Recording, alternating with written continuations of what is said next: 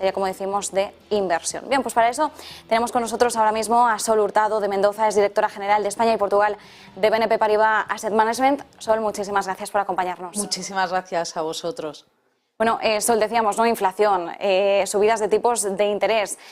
Por supuesto, todos los indicadores que vigilamos en cuanto a mercado laboral, indicadores adelantados de sentimiento de los consumidores, todo eso lo tenemos muy en cuenta para, de alguna forma, tomarle la temperatura a los mercados. Pero claro, los propios mercados, ¿cómo están interiorizando esta fotografía general en la que nos movemos, ¿no? Hablábamos, bueno, en Davos se hablaba de un entorno de policrisis en el que las crisis se nos van solapando y acumulando y en teoría, bueno, entendemos que los mercados todo eso lo están poniendo en precio, lo están descontando.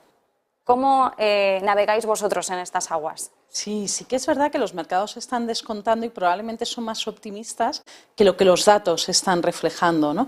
Porque si miramos los tipos de interés, nosotros estamos convencidos de que va a seguir habiendo subidas de tipos tanto en Estados Unidos, a menor ritmo, por supuesto, que el año pasado, como en Europa. Y además la semana pasada, cuando el ECB anunció la subida de tipos, es la primera vez que ya confirma que en la siguiente reunión va a haber otros 50 puntos básicos de subida de tipos, ante lo cual que vamos a un escenario y a un mundo en el que los tipos de interés están en positivo y que probablemente sean niveles atractivos luego para invertir, pero que nosotros estamos convencidos que los tipos van a seguir subiendo y que además de cara a controlar la inflación, que es otro de los temas que tocabas, hace falta que estén en esos niveles durante un cierto periodo de tiempo. Lo que no vemos que sí está descontando el mercado es que se vaya a recortar tipos antes de fin de año. Nos parece muy precipitado. Habrá que ir viendo cómo salen los datos. Luego, por supuesto, el tema de empleo. No nos olvidemos que estamos en pleno empleo, tanto en Estados Unidos, con niveles del 3,5 de paro, y luego también en Europa.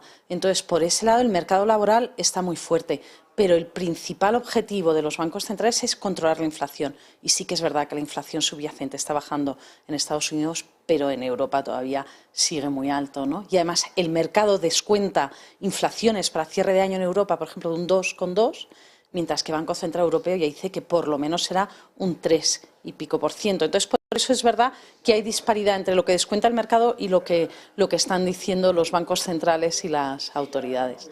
Sí que es cierto, ¿no?, que estamos viendo como un mercado más optimista respecto a ese camino que están dibujando los banqueros centrales. Como bien decías, los mercados ahora mismo están esperando que se produzca ese primer recorte de tipos este año y, bueno, en el caso del Banco Central Europeo es que ya ni siquiera se molesta casi en decirlo, ¿no? Pero Powell, por activa y por pasiva, el presidente de la FED ha estado diciendo nosotros no contemplamos un recorte hasta 2024, es que nosotros ahora podemos llevar los tipos por encima del 5% y la pausa se puede prolongar lo que nosotros estimemos oportuno hasta asegurarnos de que efectivamente estamos controlando la inflación en los términos en los que nosotros queremos, ¿no? Porque ahora, por mucho que veamos ese descenso en la inflación, nada nos confirma que ese descenso sea paulatino hacia los objetivos del BCE o de la FED del 2%. No, y mientras el mercado de empleo siga tan fuerte, es muy difícil pensar que la inflación realmente va a bajar y que sea de forma seria o consistente en el tiempo, ¿no? Sino que parece que va a ser más puntual. Entonces, por eso sí que creemos que la FED subirá a 5,25. Powell también ha dicho, vamos a estar muy pendientes de los datos de mercado. Si se confirma que efectivamente la inflación está recortando lo suficiente, pues estamos dispuestos a cambiar. Pero ahora mismo no se ve. Y la verdad que la subida de tipos ha sido prácticamente en vertical, ¿no? Yo creo que nunca habíamos vivido una subida así, pero la bajada no va a ser al mismo ritmo porque hace falta tiempo para que tenga efecto, ¿no?, en los mercados y en las economías.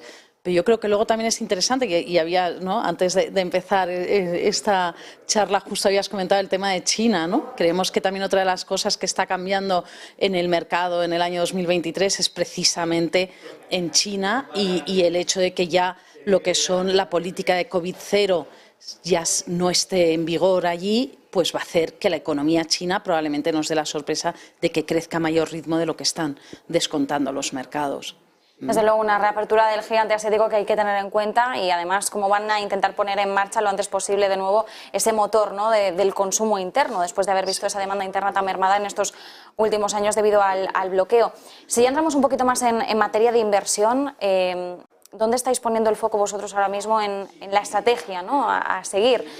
Hablamos de diversificación, por supuesto, como una de las principales claves, ¿no? Sí. Porque al final una cartera, si no está diversificada, como pongamos todos los huevos en la misma cesta, lo llevamos claro, ¿no? Pero ¿cuál sería la principal estrategia que vosotros observáis en estos momentos? Sí, yo creo, nosotros ahora mismo estamos neutrales, como diríamos, en acciones, en equities, porque creemos que el mercado probablemente está siendo demasiado optimista con respecto a los datos que hay, y dentro de eso estamos dando más peso a lo que es renta variable americana. Ha ido por delante en el ciclo, ya ha habido revisión de beneficios en las empresas que se ha ajustado más al escenario que creemos en el que vamos, y entonces estamos sobreponderando Estados Unidos y también Asia emergente, pero principalmente por China, por la apertura del mercado chino, las medidas que se están tomando allí y el hecho de que se vuelva a consumir, que han estado 3 años de confinamiento, ante lo cual se espera que la misma reacción que ha habido en Europa o en Estados Unidos cuando se volvió a abrir, que todos empezamos a consumir y a viajar, ¿no? Otro de los sectores muy beneficiados será el turismo.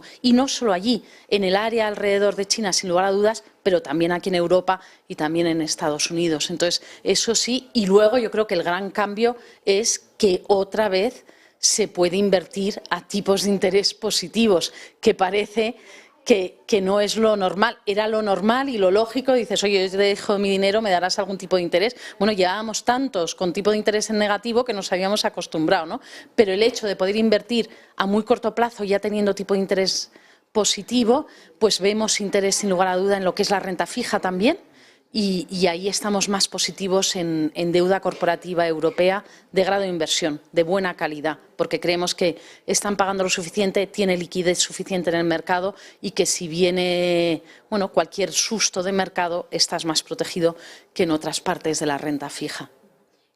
Deuda corporativa europea de grado de inversión, como nos decías, no de investment grade. Claro, decías, renta fija, vuelve a ser una estrella en 2023. Ahora mismo, de nuevo, todas las miradas se posan ahí porque dices, bueno, es que volvemos a tener, otra vez con la subida de tipos de interés, volvemos a ver que realmente hay algo que sacar, ¿no? Porque en ese entorno de tipos de interés negativos era como, bueno, pues vayamos a por la renta variable. Claro, no tenemos que descuidar la renta variable por el hecho de que la renta fija vuelva a ganar atractivo. Entonces, en el ámbito de la renta variable, ¿dónde os centráis ahora? En la renta variable nosotros ahora mismo lo que estamos viendo es que hay tendencias de medio y largo plazo que no han hecho más que empezar y que están aquí para quedarse. Entonces, yo te diría que desde lo que es todo el tema de tecnología, que ha sido uno de los sectores en los que se han publicado resultados negativos hace más trimestres y que están tomando medidas, y si ha habido reducciones de empleo, ya lo vemos que está en precio y que pueden ser valoraciones atractivas.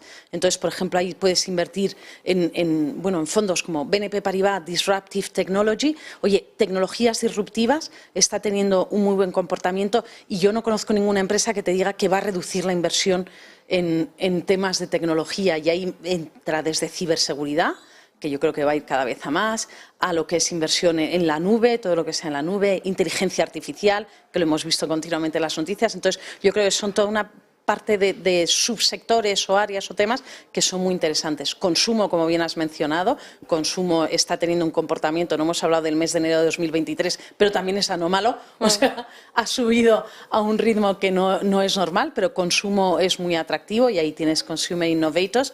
Y luego de medio y largo plazo, cuando piensas en la transición energética, no ha hecho más que empezar.